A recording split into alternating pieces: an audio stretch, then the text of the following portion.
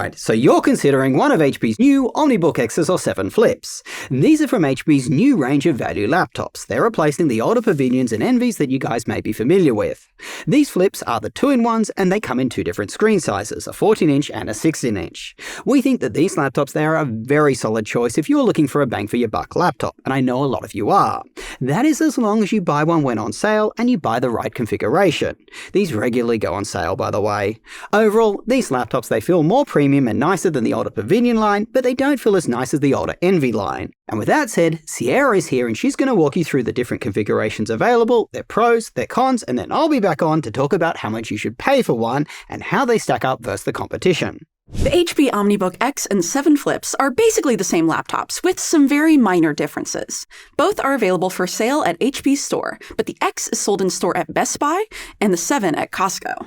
We have 3 of them here for this review.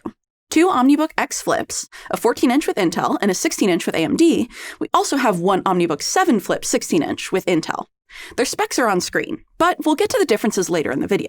They come in 4 different colors. We are quite partial to the dark blue we have on our 14-inch X Flip. It looks stylish. We feel that the 2 gray colors look a little more boring, but acceptable. Once you open up the laptops, you'll notice a difference in their keyboard design. The OmniBook X Flips have large square keys, which we feel makes it look more modern. The OmniBook 7 has an older style of keys that we feel makes it look a bit dated. The keyboards are all good enough, but none are great. They all feel a bit low travel where you can feel your fingers hitting the bottom. Oddly enough, there are some subtle feeling differences between the 3. The 14-inch has a bit of a mushy feel, even though it has the same square key style as the 16-inch OmniBook X Flip. Both 16 inches feel clickier and more satisfying to type on than the 14. Of the 3 we have, I like the OmniBook X Flip 16's keyboard the best. For their screens, there are 2 display options available with all versions of this laptop. Your 2 options are a full HD 1920 by 1200 IPS display or a 3K 2880 by 1800 OLED display. Both are glossy touchscreens that support pens with tilt functionality. Our Costco unit came with a pen in the box, but our Best Buy versions did not. All of these screens get bright enough over 400 nits, which is nice to see in this price range. We also detected no noticeable PWM flickering on these panels, which is again good to see. There is only a minor screen door effect on the OLED panel, which likely won't be noticeable for most people. That's where their similarities end, though. These 2 screen options are very different from each other in terms of their quality. Let's talk resolution first. On the smaller 14-inch, Full HD resolution isn't too blurry and looks acceptable, but with that resolution spread over 16 inches, text gets less crisp than we'd like. If you are working in Excel a lot, looking closely at a lot of small text, we'd recommend you avoid that Full HD 16-inch panel. Another big difference between the 2 panel options is that the IPS panels are significantly less color accurate than the OLEDs, and they look less vibrant.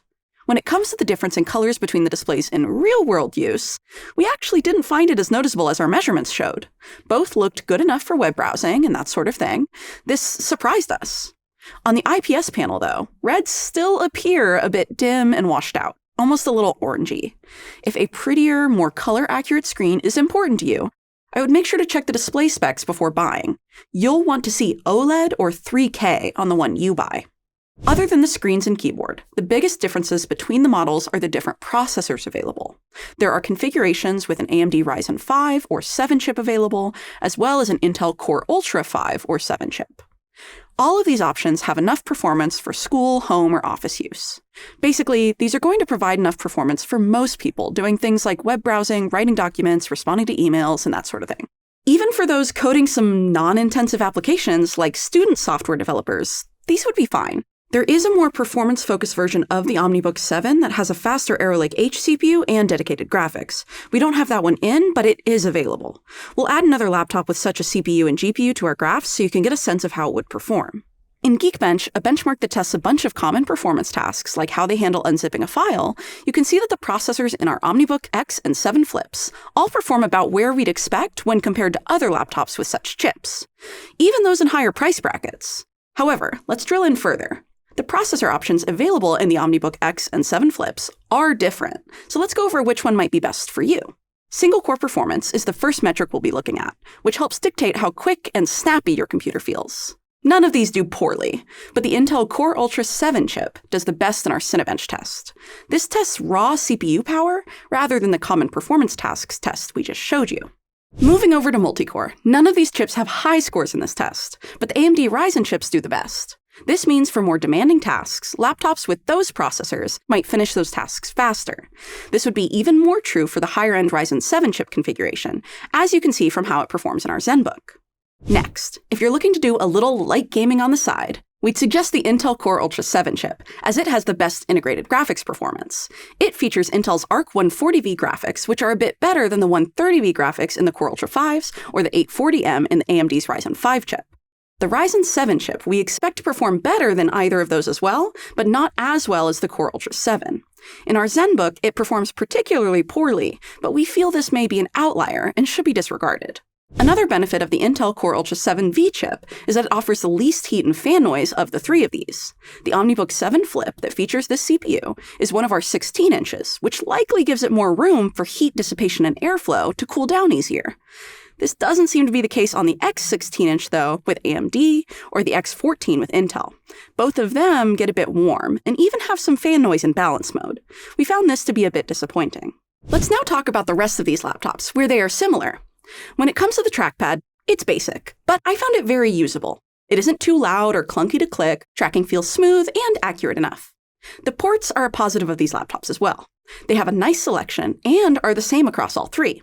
On the left, you get a 10 gigabit USB-A port, an HDMI 2.1 port, a Thunderbolt 4 port, and then a 10 gigabit USB-C port. On the right, you get another 10 gigabit USB-A port and a headphone mic combo jack. Our only nit is that all the charging ports are on one side, so cables may get in your way. Another positive of these laptops is they all have solid battery life for light use. When we did our video playback rundown, where we play a movie on repeat until the battery dies, the 14-inch did the best, lasting almost 18 hours. This makes a lot of sense, as ours has a smaller, lower-resolution screen to power, and a power-efficient Lunar Lake Ultra 5 processor. This more than offsets this laptop's somewhat small battery. The other two still did well considering their larger screens. Alright, so that's a lot of good stuff. Here are some of these laptops' cons. First, the chassis feels a little cheap with some keyboard deck flex. These are all made of aluminum with a nice matte finish. These laptops are also a bit heavier than similarly sized competition, especially when we look at the X versions. The 7 is a little lighter actually, which is nice, but either way, if you're looking for something super lightweight, none of these will fit the bill. The speakers aren't great and lack bass. Take a listen.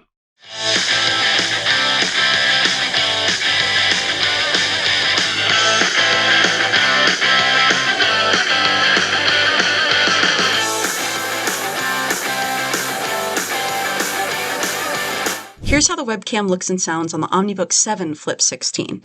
All of these webcams go up to 1440p. Here's how the webcam looks on the OmniBook X Flip 16. Each of these laptops does offer a physical privacy shutter on the webcam. And lastly, here's how the webcam on the OmniBook X Flip 14 looks and sounds. We feel that all of them look pretty bad, to be honest. Lastly, if you are planning to run Linux, it was only partially functional, with speakers and Bluetooth not working. Alright, I'm gonna let Josh wrap up. Alright, I'm back to finish up by talking about pricing and value. These laptops, like pretty much all of HP's, have fake pricing. Nobody should be buying one at their MSRP. MSRP price, it's only there to make you feel like you're getting a good deal when they are on sale. Here's an example of one of these laptops already on sale for $400 off. In fact, to reinforce this concept, at the time we made this video, HP's OmniBook Ultra, which is the range above these X's and 7s, was on sale for less. The Ultra is a more premium laptop, has a much more powerful Ryzen 9 processor, and comes with 32GB of memory. It isn't a 2-in-1 though, but you guys get my drift. You'd be an idiot to buy one of these cheaper laptops over that one. That's if they're anywhere near the same price. Where we feel these OmniBook X's and 7s really shine is when they are on sale for $300 to $400 off. That's the price point that we are entering into our website bestlaptop.deals to flag these laptops as a good deal or a great one. Now, even at their sales price, these laptops have competition. The most obvious example is Lenovo's Yoga 7s. Lenovo also makes a good value laptop, and they frequently go on sale too. We have 2 of them coming in for review, so get subscribed for that, as we'll definitely be comparing those to these HP OmniBook X's and 7s.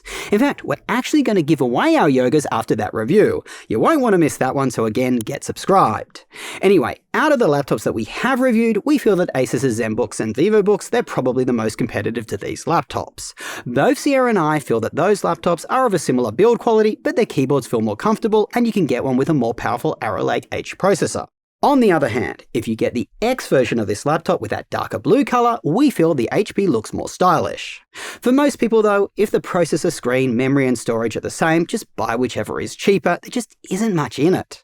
And on that note, this is a really good example of why we built bestlaptop.deals. We want to make shopping for a laptop as easy as possible. We list all the configurations of these laptops in one place, we automatically show you which retailer is currently offering the best deal on one of them, and we point you to them when you click buy.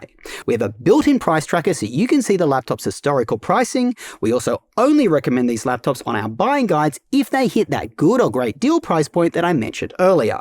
If you can think of any improvements to our website, just leave a comment down below.